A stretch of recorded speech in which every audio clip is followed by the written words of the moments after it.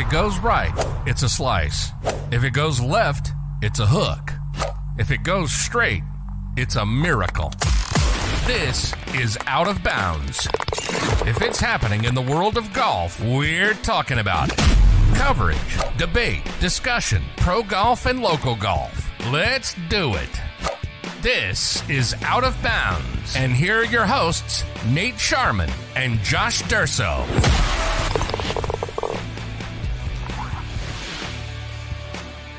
All right, welcome to another edition of the Out of Bounds podcast. Josh Durso and Nate Sharman here, getting you ready for the Wells Fargo Championship in Charlotte, North Carolina. Nate, sunshine, warm weather, North Carolina golf. I think it's going to be a good one this weekend. Yeah, it should be great to get back to Quail Hollow. That's just a really, really fun golf course. You know, we've seen it in some majors here and there. We saw it last year in the President's Cup. So it's good to get back to Quail Hollow. Last year they played TPC Potomac in Maryland due to the fact that the President's Cup was at the end of the year last year, so they were just kind of preparing for that. So didn't play at Quail Hollow last year, where Max Homa took the championship at TPC Potomac. So we're back in our home at Quail Hollow, and it's going to be a really fun tournament, Josh. So many great storylines to get to coming in front of this as a designated event.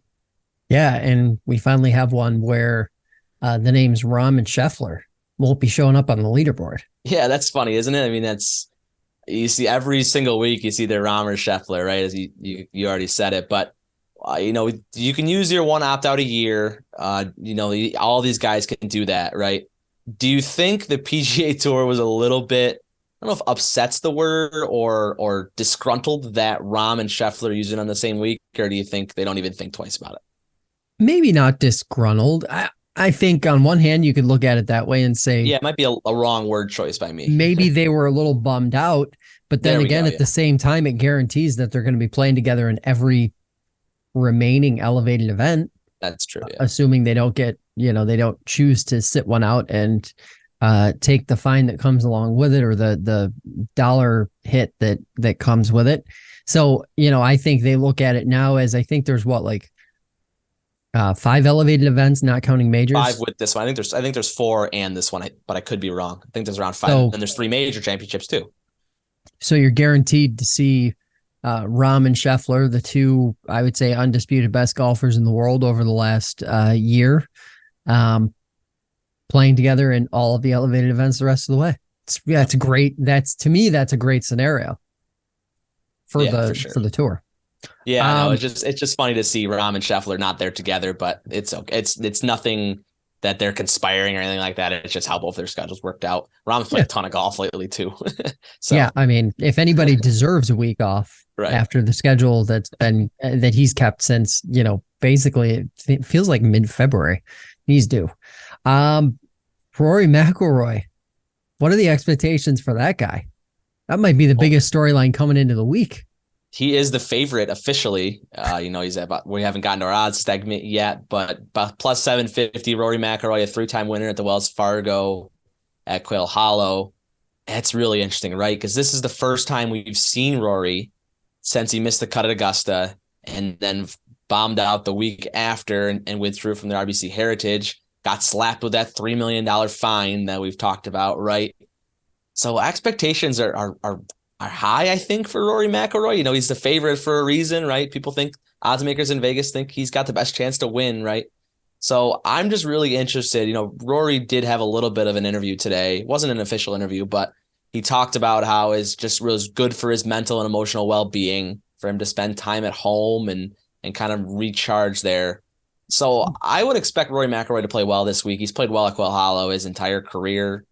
So it's just good to have him back, but that $3 million fine, wow, that's a lot of money. I know Rory McIlroy is one that can handle it, but wow, getting slapped with a $3 million fine, that's not easy.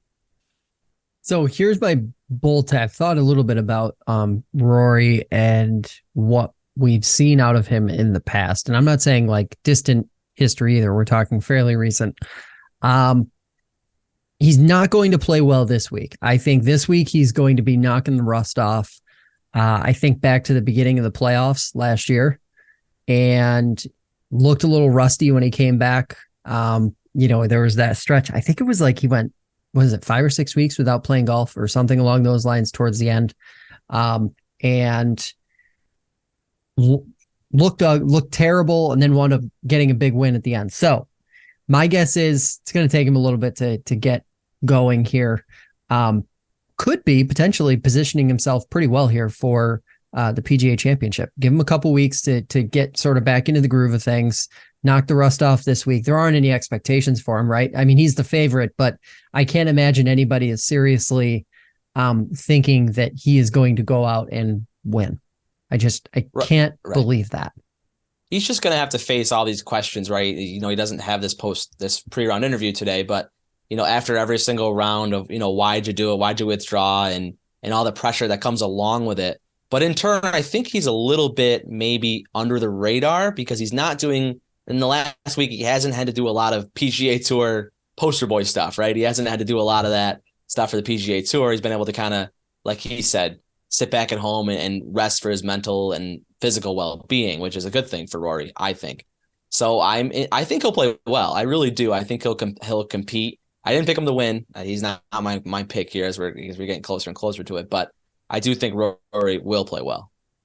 Yeah, I mean, and also looking at it through that lens, probably his first real break now in 6+ months.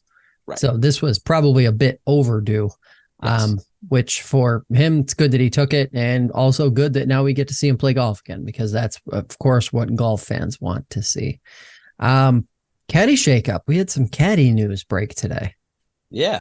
Some more. Wasn't too long ago when we had caddy news with Webb Simpson and Cameron Young swooping in and taking his caddy.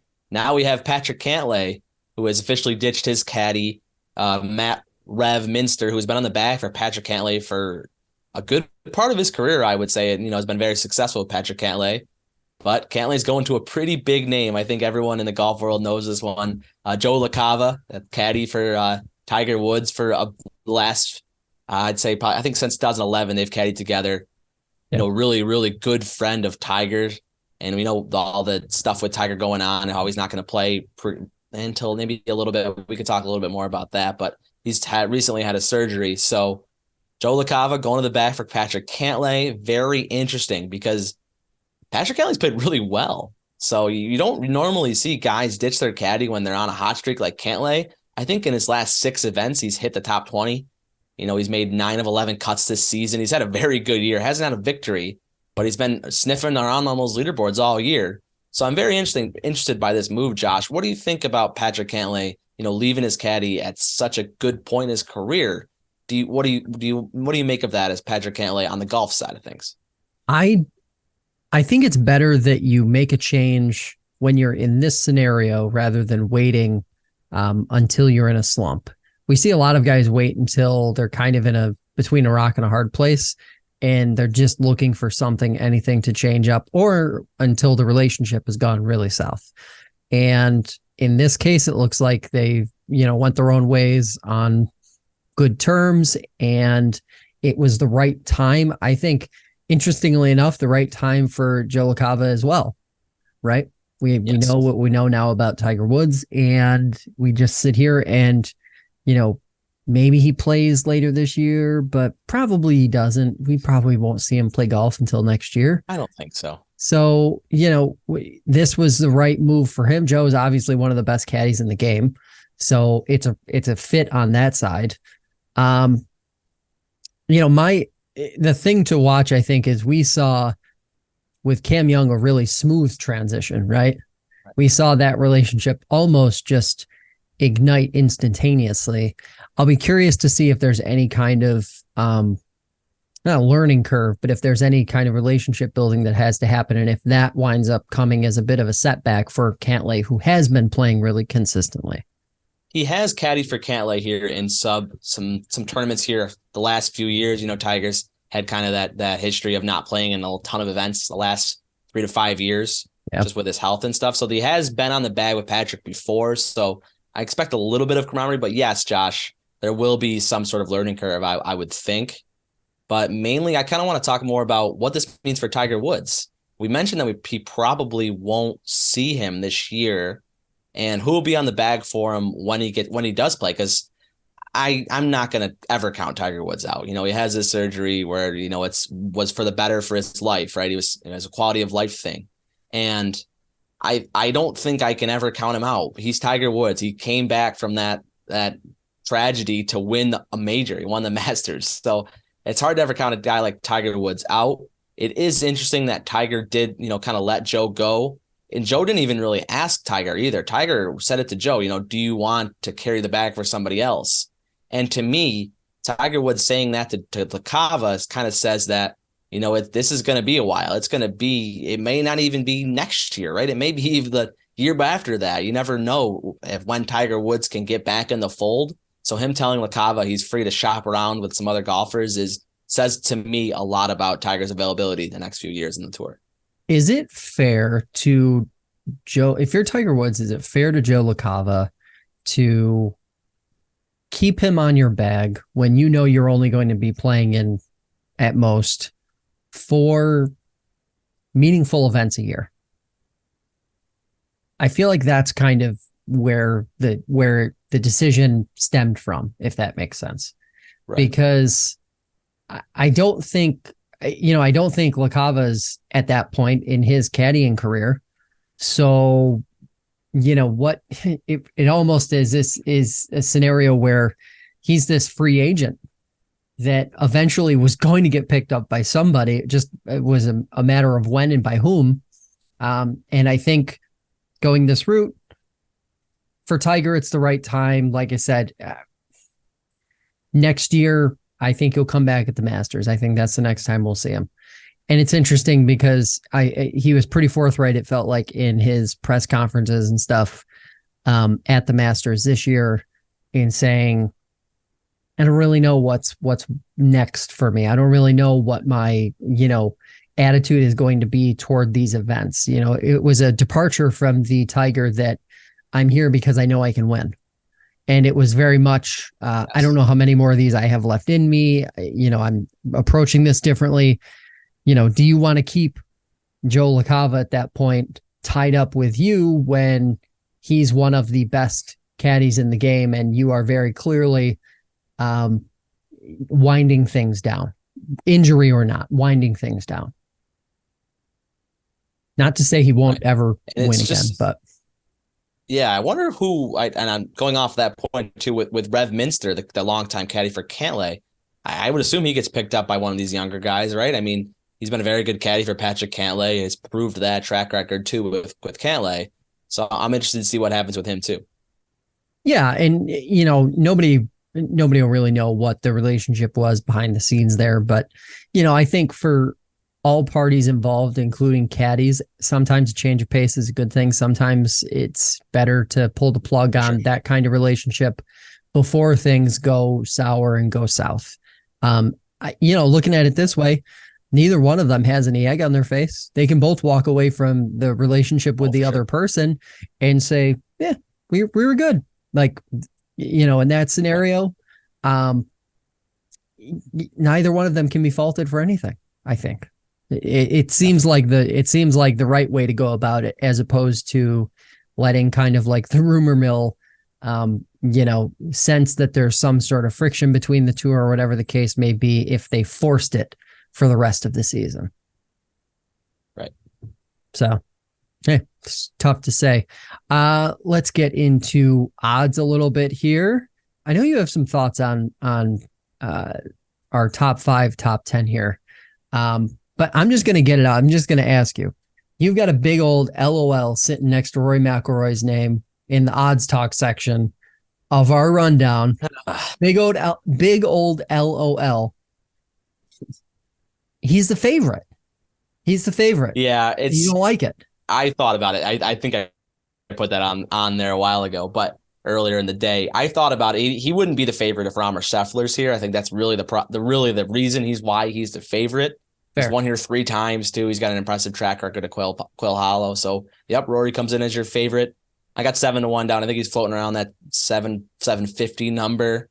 Patrick Cantlay coming in second at 12-1. Scotty Scheffler 14-1. Last week's winner, and Tony Finau also 14-1. And Victor Hovland rounds out the top 5 at 16-1. Josh, let's get into your favorite part of the show.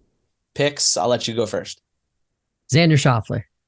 And, sitting here a few minutes before we came on, I was thinking about this earlier today. And I was like, I need to dig into his stats a little bit. I need to actually understand like why he is consistently one of these top 5, top 6, top 7 guys week in and week out, elevated events. And I got to tell you, I didn't find anything that blew me away in the stats. Like, he is the definition of a guy who's just hanging around. So that's why you're picking him. You know what? Like, that is exactly the reason why I feel like I have to pick him. Like, statistically speaking, he's not dominating the tour in any category. Strokes gained and approach from 150 to 175 is kind of like the one statistical shining category for him this year. And, I think he's due. And, if you're one of these guys, and I have to say, Patrick Cantlay falls into the same category. These guys that hang around every week, yeah, they're bound to win. Yeah, this is a grinder golf course. This is a golf course that's not easy. One that's relatively long and plays better for some of those, guys, like you said, that kind of hang around and kind of know what they're doing around these golf courses. So I think that's a good pick in Xander Schauffele. Who do you have this week? I got the guy we just talked about for a while in Patrick Cantlay with Joe Lacava on the bag, bringing in the experience. He's played so well this season, 9 top 20s this year in 11 events. In his last 6 events, like I said earlier, he's come in the top 20. So just impressive stats from Patrick Cantlay. Receives a lot of backlash every week. People call him Patrick can't play fast and does all that stuff with him. But I think he does well at brushing that off. If you look at any of his interviews, he's very tunnel vision based, right? He doesn't let anything outside bother him. So I think getting Joe Lacava on the bag, adding in that expertise could possibly bring Cantlay to the winner's circle in Charlotte this weekend. Really looking forward to it. It is. I have to say, one thing that we didn't really talk about when we were talking about the change over there on the caddy side of things. Boy, you couldn't find 2 more polar opposite golfers than Patrick Cantlay and Tiger Woods. Oh yeah. The mental composure and makeup that it must take to go from being Tiger Woods' caddy to Patrick Cantlay's caddy. I guess to be able to sort of go back and forth in between them, just is a credit to how good he is clearly at what he does. Joe Lacava, that is. Long shot betting value are guys outside the top 10. Who do you have this week as your long shot? My first long shot isn't necessarily a long shot in the sense, but in the way we've decided long shots outside the top 10, this is one that we're talking pre-show, Josh. This is one that grinds your gears per se, because I'm taking the 12th man in the field. Somehow he's 12. Won this event last year, not at Quill Hollow, of course, Max Homa. He's like sitting around the 12th or 13th number, 25-1. Max Homa, that's incredible value for a guy that's won this tournament before, has a lot of great wins in his career, plays good golf. How do you not take him at 25-1? Yeah, and I don't know how I can be looking at this list and see guys like Jordan Spieth, Xander Schauffele, frankly, Cam Young, Victor Hovland, Colin Morikawa, Sungjae Im, all of whom have better odds than the man you just mentioned, right? Who it feels criminal to even put his name, Max Homa, and long shot in the same sentence. It literally feels it felt weird when I was typing it. Yeah. It's nuts. It's insane.